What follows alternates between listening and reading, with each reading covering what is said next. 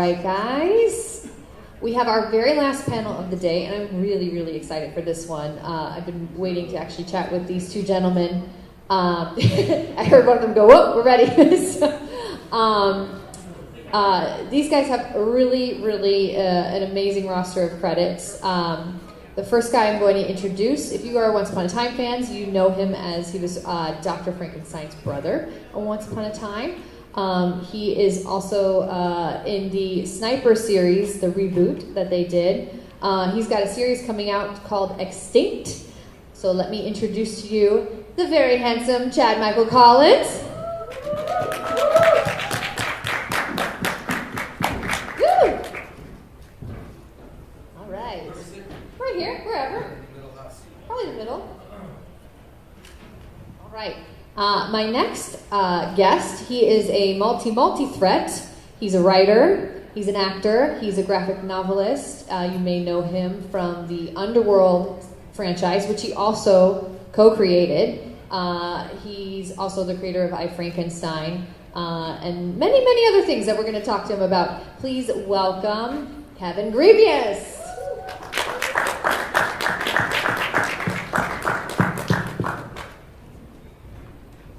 All right, you can sit wherever you'd like.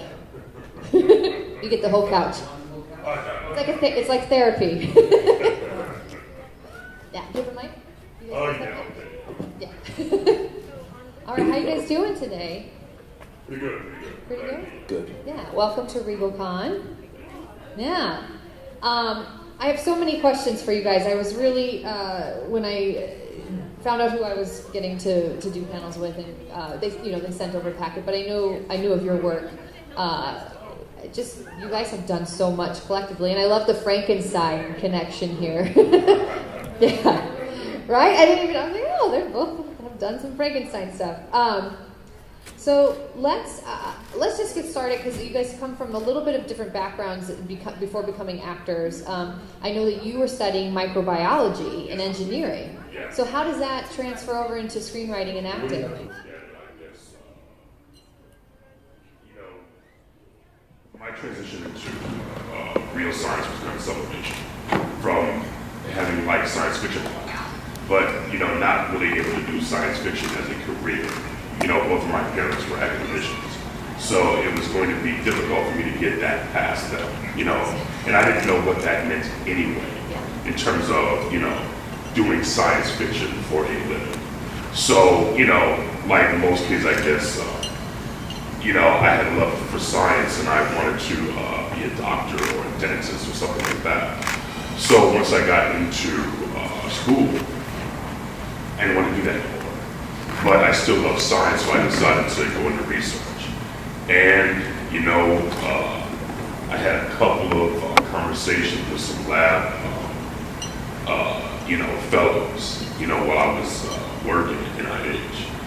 And they weren't making any money. Not that you get into science for the money. And I had planned on I was already working on my master's and was going to go on and get my PhD, Lord willing. But they had their PhDs and they weren't even making $30,000 a year. Oh. And I was like, kind of segue. How at one point they were talking about the declining number of American scientists, and kids going through science. But that was because it doesn't pay a whole lot of money. And the curriculums that you have to, go through to get these, secondary and tertiary degrees is prodigious. So, exactly. So, I guess for me, I just said, why not, after that, I was just like, why not take the chance and get into the film industry and see if I can, make a go of it. And thank the Lord, I had a measure of success. So how did that transition? How did that transition then begin for you? Like, what was that launched you from being in the field of science into suddenly writing for a living or acting for a living? Do you mean the actual impetus? Like, what was that moment where I said that's it? Or do you mean... Yeah, was it a project that sort of changed that for you, or did you just change the pathway for yourself? What had happened is that, believe it or not, it was She's Gotta Have It. You know, it was Spike Lee's movies you gotta have. And when I saw that, I didn't even know people did that for a living, you know what I'm saying? And, you know, as a young black man, it's like, you know, we didn't have any directors to really look at it. And here was one who came up and did this movie using credit cards. But not only that, I mean, I think he demystified film for legions of people out there who didn't even know you could go into this field. And that put it together for me. It's like, you know what, forget this science stuff. You know, I'm gonna try filmmaking. Yeah. And I immediately fell in love with it. So when I was in grad school, taking my genetic engineering courses, I was congruently taking television and film courses as well. And whatever went out, you know, that's what I was gonna do, of course. Here I am. And how did you get your start in the entertainment industry? Was this being an actor something you always wanted to do, or did that come a little bit later? Quite the contrary, actually. I had a weird roundabout way into this, like Kevin has over here. I never acted a day in my life when I moved to LA, and I was a journalism major in college, and fell in with this little boutique kind of public relations firm out in LA, and I started working with a publicist who was handling really fun clients like Scott Bakula and people that I grew up watching on TV. So that's kind of those are my first years in LA, just doing that, never having thought about acting, never set foot on a stage or whatever else. But you know, you stay in this town, in this industry long enough, and I was exposed to a lot of stuff. Scott had, you know, his Enterprise show going on the Paramount lot for the now defunct UPN network for a while, so I got to go and play on the sets and on the lots and go to the talk shows and the red carpets, and just was exposed to a lot of stuff within the industry, and I loved it. And I was always a geek growing up, and growing up with Star Trek Next Gen and your X-Files and your this and your that and whatever. So I always loved it, of course, and it just kind of, over time, you meet enough people and they put it in your head, and you get brave and you take a class, and you know, as Kevin says, the rest is kind of history, the way that you kind of find your way in that. So. Okay, so what was your first big audition that you, what would you, your first big sort of break that you would consider when you auditioned and booked the role that you were like, yes? Yeah, I was fortunate enough early on, when I still really didn't know what I was doing on a set or as an actor. I did a film, an Oscar-nominated film called Lake Placid 2. Yeah, it was fun. It was like the first reason in my life that I ever needed a passport. Went to Bulgaria for like 3 weeks and just kind of lived it up with Cloris Leachman and John Schneider and sticks pointing out of the ground that's supposed to be a 20-foot crocodile and then fleeing in terror the other way. And it was an awesome experience, and I was kind of probably the first nice break that I had, which led to a great relationship with Sony, which led to a sniper franchise that I do for them now, military action franchise, which is a ton of fun. So I would have to call that my big break, more or less. Yeah. Yeah. And how did Underworld come to be? Because you co-created that. Yeah. Yeah. So how did that start? I guess I have to give credit where credit is due, and it started with Lynn Wiseman. And Lynn and I met when I was an extra on Stargate, and he was a prophecy. And so, and so he thought I was someone famous, and I wasn't, obviously. But we struck up a friendship because he was trying to get his first film off the ground. And, you know, we became fast friends, and I think once he started doing music videos, he got with ICM. But ICM wasn't sending him, you know, good scripts. So he was like, would you believe what they sent me? And he was like, this is ridiculous. And so finally he had a meeting at, I think it was Dimension Films, when that was still up and running. And they suggested to him, well, we would like to do a werewolf movie because vampires are doing so well for Blade at the time. So he called me immediately. He says, well, look, do you have anything? Because he knew, you know, what I was trying to do and all that. And he was, you know, on that same path. And I said, nah, but werewolf movies don't sound pretty good. You know, very good, because at the time, there were only, and you guys probably know this, there were only 2 werewolf movies in history, maybe to speak of, maybe 3. And you know what those are? Anyone? And the other one? The Wolfman. That one and The Howling? There's Wolf. there you go. Jack Howling. Yes. Yeah. Michelle Pfeiffer. But the Howling had a creature that I had never seen before, which was a snout-nosed biped, werewolf. And I said, if we can do that, I'm down. So I thought about it and I came with an idea that he liked. And after, banding about back and forth, he was like, well, I guess we should, meet up and hash the story out. And we did that. So I went over to his house, and towards the end of our session, I said, look,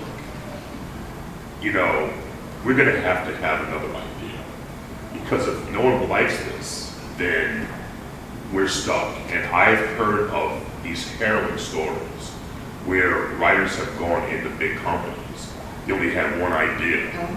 And the company's like, we already have something like that. What do you got? And they're like, mumbles, nothing. And that's, you might not get in the room again.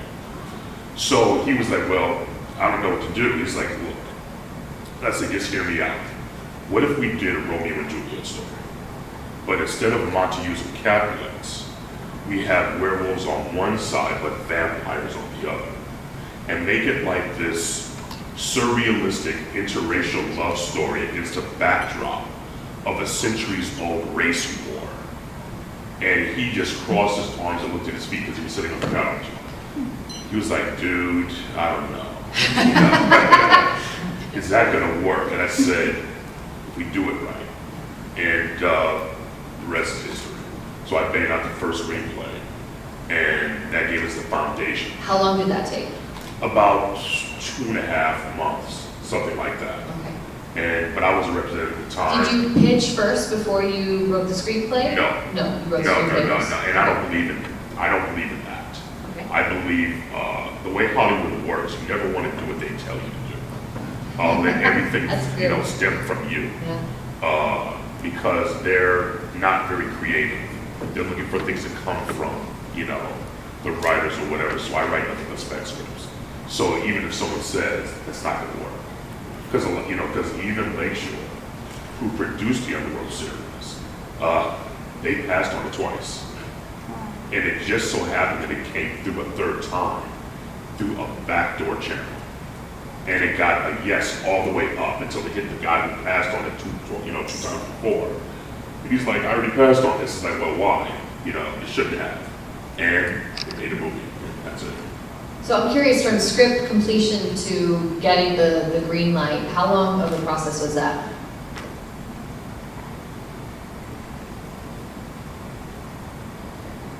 So long. And you know what? Really think about it. Yeah. You see, the problem is I wrote the screenplay, and I think it took me 2.5 months. Then we went out and pitched. Then we hired another writer.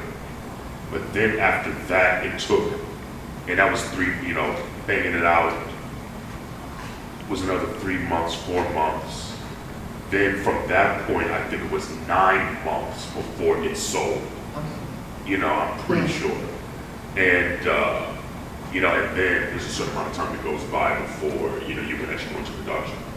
And like Frankenstein, I think I wrote that. I think it first got announced in, I think April of 2009, before I finished the screenplay, But then once I finished it, Lakeshore picked it up I think I started writing it in September of 2009, finished it in December of 2009. It sold in January of 2010, but we did not start shooting until I think it was September of 2013. Wow, so 3 years. Yeah. So it can take a while. Takes a while. Yeah. Yeah.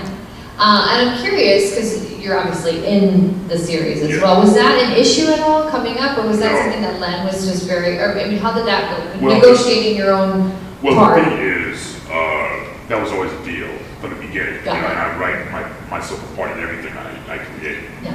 But I was trying to be smart. And I know what my limitations are, what I can do, what I like playing. Yeah.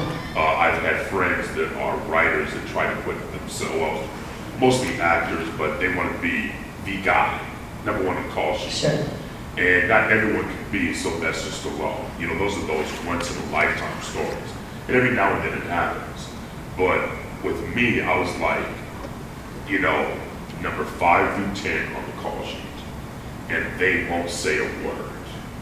You know, you say, well, I want to play this role. And they get scared at first, like, what role is that? Because they don't want it to be Right, number 1 and number 2. Yeah. But when you point out to them the role you want, they're like, well, okay. You know? And that's not an impediment at all. Yeah. You know? Yeah. I want to talk to you both as actors, especially. I know you've done a lot. We were talking earlier about you've done a lot of military training for the sniper role for Garrett, right? That's the Brandon Beckett. And you're playing Tom Berenger's son, who originated the sniper franchise. What was that like? Yeah, so, you know, this insta-classic, like, Placid 2 movie that I did, as I mentioned, it was co-produced by Sony, and Sony they had a franchise called Sniper. I don't know if any of you are old like me, but I grew up with Sniper and 1993-94, movie starring Tom Berenger and Billy Zane, playing, you know, elite snipers and stuff like that. Yes. So, anyway, they did like 3 movies, going from like 93 to like 2002. They kind of shelved it, and the producer that did like Placid 2 at Sony wanted to reboot it, the franchise. And I was originally scripted to play a young Tom Berenger in like Vietnam flashbacks and stuff like that. And then they rewrote the whole thing, and I became kind of the new sniper, playing Tom Berenger's son. Yeah. And so I've done 4 of these films over the past 6-7 years. Got a new one coming out in September. But it's been a blast. It's been super fun. We've shot them all around the world, from South Africa to Istanbul to Greece. We just did the last one in Bogota, Colombia. Super fun, and yeah, it's great. They do provide kind of vets, usually technical advisors on set, and you're an idiot if you don't pick their brains, because these guys they're gun guys. Was there a training? Did you spend time training for it? The budgets are not usually big enough to give us like the Michael Bay boot camp, you know, for 2 weeks. So you kind of do what you do on your own through your connections, and even the screenwriters. Everyone's connected with these military action films. Like, there's a network of people who are familiar with the military and the guns. You find them. I don't know if you guys have seen like the viral video of like Keanu Reeves going nuts in the shooting range. It's called 3-gun, where you start with a pistol, then you get to a shotgun, then you go long range.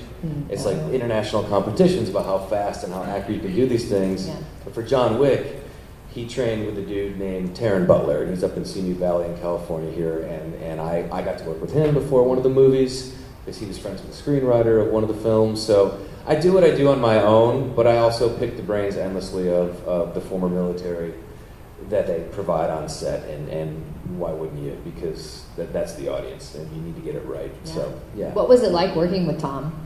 Tom's a great guy. Tom's a really cool guy, and for me, you know, growing up, like I'll never forget the original Sniper, just the opening sequence of that movie, where it's just like, it's literally just a wide shot on some foliage, and then all of a sudden Tom Berenger just kind of like pops up in like a complete plant suit, and that's how the movie starts. So I remember growing up with that movie, and I was always obsessed with G.I. Joes, and I was very into like Band of Brothers and Saving Private Ryan. So for me, it was like a dream to just kind of play pretend. But Tom's great, and I've loved so much of his work over the years, everything from Platoon to so many great movies that he's done. So to get a chance to pick his brains, and he was just coming off of Hatfields and McCoys, this like miniseries that he won an Emmy for, and so it was really, really great. And he's popped up in 2 of the 4 movies that I've done in this reboot, including the new one that'll be out. And so you said the new one also has Billy Zane. This is the first time they're bringing both of them back with you. Yeah, so we're on the 7th Sniper movie over the years, and the one we just shot that's coming out in September kind of brings Berenger and Zane back together for the first time since the original one. So we're all kind of excited. We made a little bit of magic with that. Now, do you, Kevin, are you regularly auditioning too? I mean, you seem to be more coming from the content side, writing your own part, whereas Chad, you're more on the more traditional side. We'll just say Kevin's the smart one then. No. Dumb one. Yeah, I don't audition as much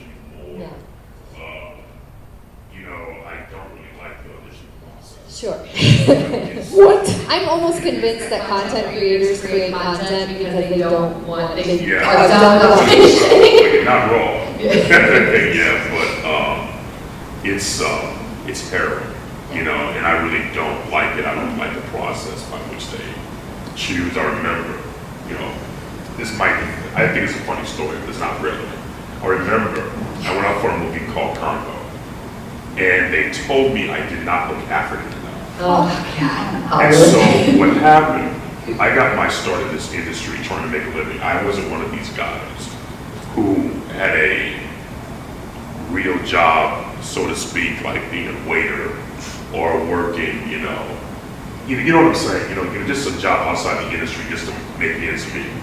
I did extra work, and back then you could make a living just doing extra work. And so I went after the audition. I got a call from Central Casting, and they said, you're going to be working as an extra on a movie called Congo. I'm like, okay, fine. So the first, maybe the second day, we were running across the tarmac, and the first AD, or the second AD actually, came up to me and said, Kevin, turn your head from camera. I'm like, well, why? And I just said, okay, went through the shot, turned my head, whatever. He says, look, I might have something for you. And I'm like, well, you know what, fine. So after the scene was over, he brought me over to meet who?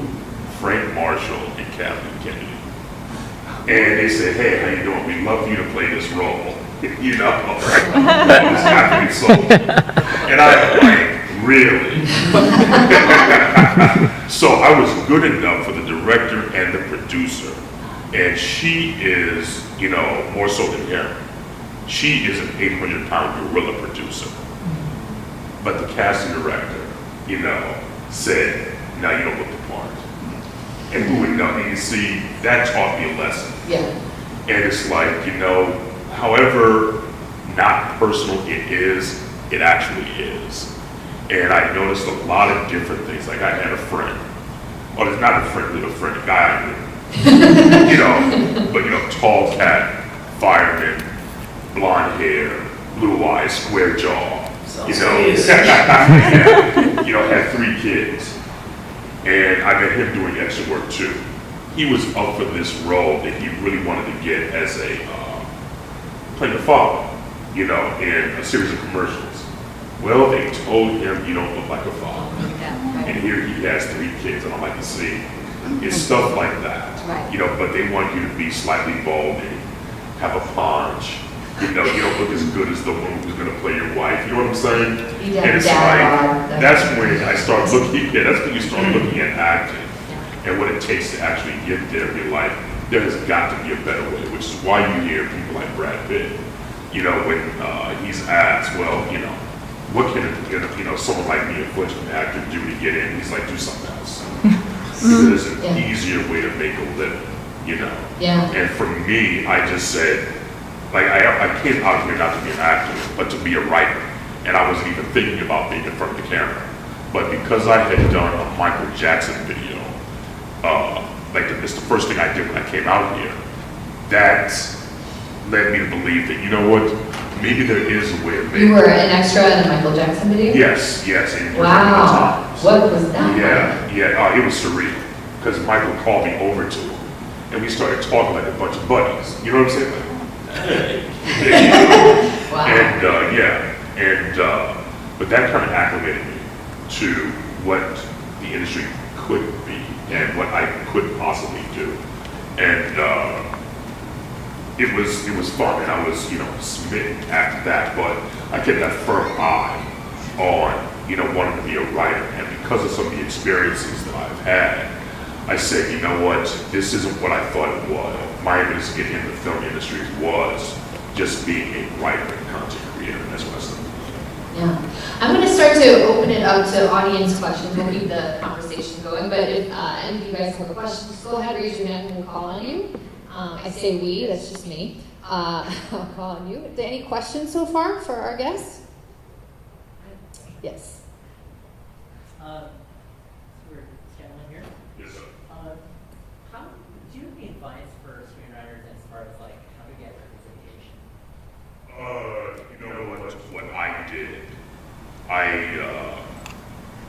did not work for me. But I was able to get in because I met a couple of people after Underworld that, garnered me some representation before I wrote some query letters. And the reason I say I don't recommend it is because of some of the things I've heard about query letters and how persnickety some of the agents can be, unnecessarily so. Mm-hmm. I remember reading something where this one guy said, if I ever see a typo in a query letter or anything, I throw everything in the trash. I'm like, then you're stupid. Yeah. If that's the case. Because I've read James Cameron scripts with typos, and it's like, so when I see that, I said, forget that. Yeah. So, you can always go to like the Writers Guild page, and they have a list of signatory agents, and you cold call. The best way to do it really is to get a recommendation, But I will tell you, and this is just me talking, and you don't have to listen to it.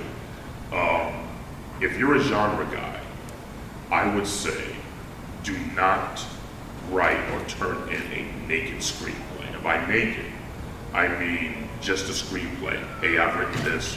Would you take a look at it? I would always, and this is what I do now, every screenplay I write is accompanied with a graphic novel of some sort. You know what I'm saying? Yeah. Even if it's just a few pages, you don't want to pass yourself off as just a writer. You are a creator. And that's the way you comport yourself. So when they look at you and they look at the content, the hard content that you have, and it's not just, the term we used to use, a stack of dirty typing paper, because that's what a script used to look like when you had it held in your hands. Now, you actually have drawn pages, because they know whether or not it's, by looking at these pages, they know whether or not they like it or they don't. They also know, especially given the climate now, that if you walk out of that door without a deal, you might go to the next group of people and they might say, put him down, we want that. Mm-hmm. Snap it up before someone else takes it. Mm-hmm. And I think that's the smarter play. So that's what I do all the time. Mm-hmm. Every project I go out with is accompanied with a graphic novel.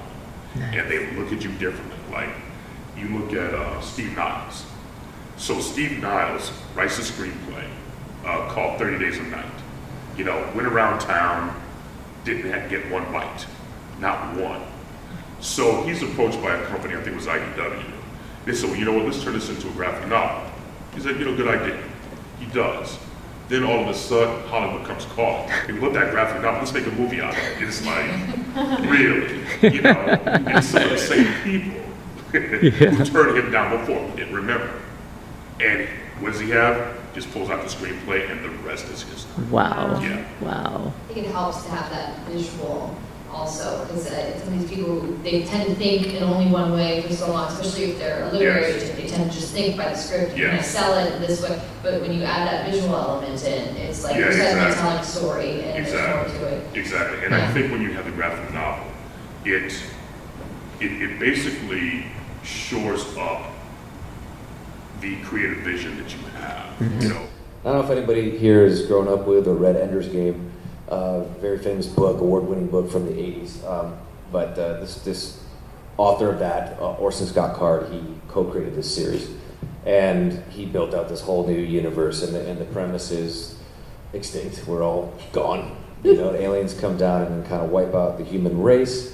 A handful of us are selected, and we're kind of reconstituted, reborn 400 years into the future. Yeah. And we find ourselves being pawns in a much larger game between this benevolent alien race, seemingly benevolent alien race, the aliens that came and wiped us out in the first place, also just trying to survive in basically a post-apocalyptic time and place, piecing together scraps and clothing and surviving and running around and figuring out why we're here. So. Yeah, it's quite fun. I love what you shared because it's Brigham Young that owns the company, which is the Church of Latter-day Saints. So you were saying that there's no coffee on set. And yeah, BYU TV is, and this is all, I learned so much over the last 6 months because I was very unfamiliar with, obviously it's a worldwide religion, and their network has nothing to do with their religion. It is completely unremoved in their way. As a network, BYU TV is see the good in the world. So we actually made a family-friendly sci-fi program where you can kind of get a fix that you would from your Game of Thrones or Walking Dead without all the flesh and without all the severed limbs and heads and zombie head squishing going on. So, but BYU TV is it's totally self-funded in that way. So they pick the programming they want to put out to the world, and it's generally the message of hope and spirit and family and good feeling stuff, but for no lack of action and adventure in our series that we have coming up. Yeah. Both of you guys have done a lot of crazy makeup, which I love. Because even on Once Upon a Time, you had a lot of makeup there. I mean, what's the longest you've spent in the makeup chair getting ready? I'm sure you've got me beat. 3 hours. 3? 3. That's it? We're tied. Fantastic. Yeah, 3 I for did. you? Yeah. I played Gerhardt Frankenstein on Once Upon a Time. The younger brother of David Anders played a character, Dr. Frankenstein, Dr. Whale. He gets me killed, like all good older brothers do, and then he works his black magic on bringing me back around to some form of life, and so I become Frankenstein's monster. So I would get up at, what's usually when you got to go in for 3 hours of makeup, 4:30 call time, 4 o'clock? Yeah. So 3 hours of getting completely airbrushed dead and putting latex. And then do they just leave you to take it off, or do you? You've had body makeup. I've only had facial makeup. Yeah, we had a little both. Everything else for me had been, in costume, and that, and then they do what they. Yeah, we were able to cheat a little bit too. Thankfully, it was a 6-hour job. But yeah, it was like an hour and a half off, and it's a lot of it was like latex based, a lot of the special effects and stuff. So, and I'm sure a lot of rubbing alcohol coming at you hard and fast for like an hour straight at the end of every. You're finding it like in the shower when you sleep. You know what it is? Like for me, I used to beg the makeup artist to kind of eat up all the chemicals before you apply them, because in the morning it's cold, and it's like, man, it hitting your face, it's like, man, I don't think I can take this for 7 months. And you guys, you just eat it up in the microwave. It's like, okay, we can eat this up, but we can't eat up the glue, So they would do that, and it would ease the shock of it hitting your face, And wow, I wouldn't have even thought to have had that done. Yeah, but what I hated the most were the blood gags that I've had to do, because you can go home, like especially if you're doing your night shift, you know how cold it is. Yeah. And you do a blood gag, and it's inundated with the syrup and all that. And it's like, oh my goodness, if I could just walk into a hot shower, that would be great, but you can't. You gotta peel this stuff off, and this is kind of crazy. Like, when you're a little kid, you eat your pants. It feels like you're taking that off. It's like, oh my goodness. Little like kid. Hair off Yeah, stuff like that. You see your fingernails. Yeah. Your eyelashes are stuck together sometimes. It's like, nah, you know what? I don't like this. I don't like this at all. But it looks cool on screen. That's all that matters. Do we have any other questions? Zach. Yeah, my question is for Kevin as well. I guess when it comes to Underworld, mainly when you were writing that, in my personal opinion, the story is very, very clean from the beginning to the end. There's not any, in my opinion, there's not any third act kind of teetering. You know how sometimes you watch a film and then up to the third act it's good, and then there's kind of a couple missteps where it's like, Right. I won't name any recent movies, but there's a couple of recent superhero movies from one company versus another that I've had a couple missteps. And I didn't really get that feeling from Underworld. And so I was wondering, when you were writing that, you were speaking earlier about your initial concept with Len and how that conversation kind of went. Did you have the finale of how it was going to be Celine and Victor, and then Michael was going to kind of did you have all that nailed down from the beginning? I didn't have all of it. nailed down. And now I can't remember. what I remember about my original screenplay is that Michael was more the lead than Celine, you know, and there was another character in, I think it was in front of Victor, that Michael did his ultimate battle with, you know, because I had different layers, you know, of the different races, you know. And so it was a little different, but a lot of it I did have, you know. But the third act is, you know, to me, is really easy because what you're doing is summing up everything you set up before. You know what I'm saying? So it's more natural and organic. So, you know, really when you start a movie, you should know how it ends. You know, you should know how it ends. It's a generally good idea. I wanted to just get just a quick piece of advice from each of you for somebody that may be sitting in the room or maybe watching this later, as somebody that's maybe a new writer or a new actor. Like, what is one sort of piece of advice that you guys have to share with somebody that's just starting out or has been in it forever and has been stuck? Well, Kevin already gave some wonderful advice to this gentleman here, so share more nuggets and then I'll see if I can't come up with something worthwhile. I would say that if you're serious, don't give up. You know, because if you give up, you don't get anything. You know, nothing is easy. Another thing I would say is be careful what you hear. You know. And I guess that comes from the verse, you know, Mark 4:24. Be careful what you hear, for the same measure that you use it will be measured back to you and then some. And what that really means is that if you're absorbing people telling you, don't do it this way, don't do it that way, that's going to become a regular part of your lexicon in terms of your modus operandi. How you're going to say this is how things need to be done. And they can be totally wrong. And what works for someone else that might not necessarily work for you.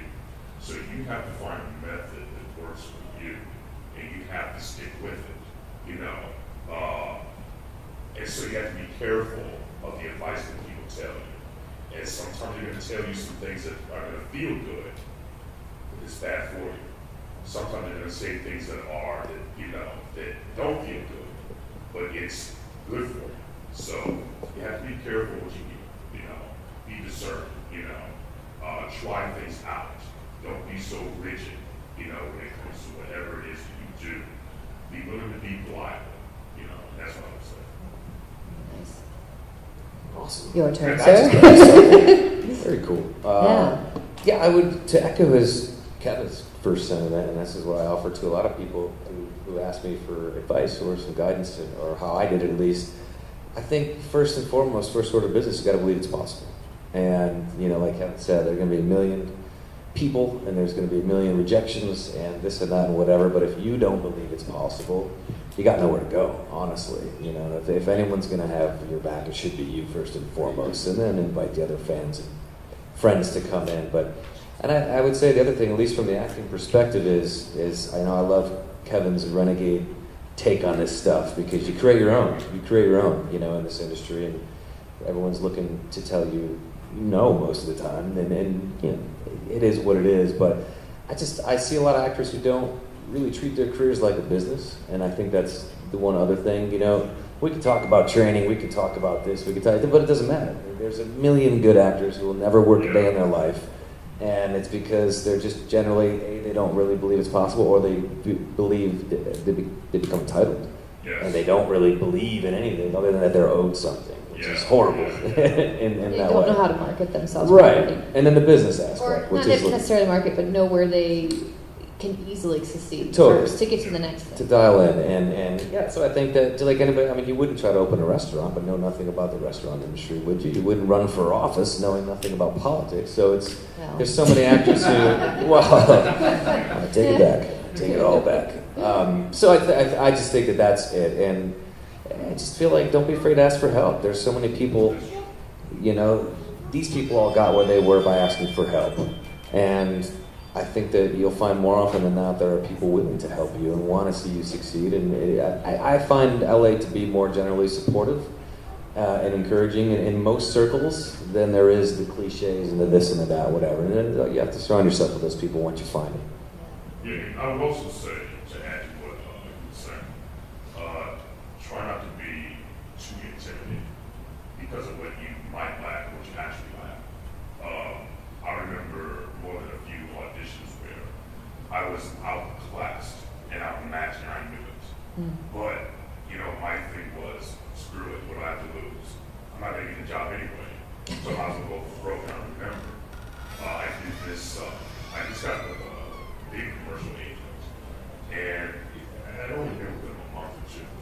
And, Richie called me, in my 80s, he's going to book this one, blah, blah, blah. I'm like, man, it's like all pressure now. And I was going out, Come on, Richie. out for a commercial where you had to be a boxer.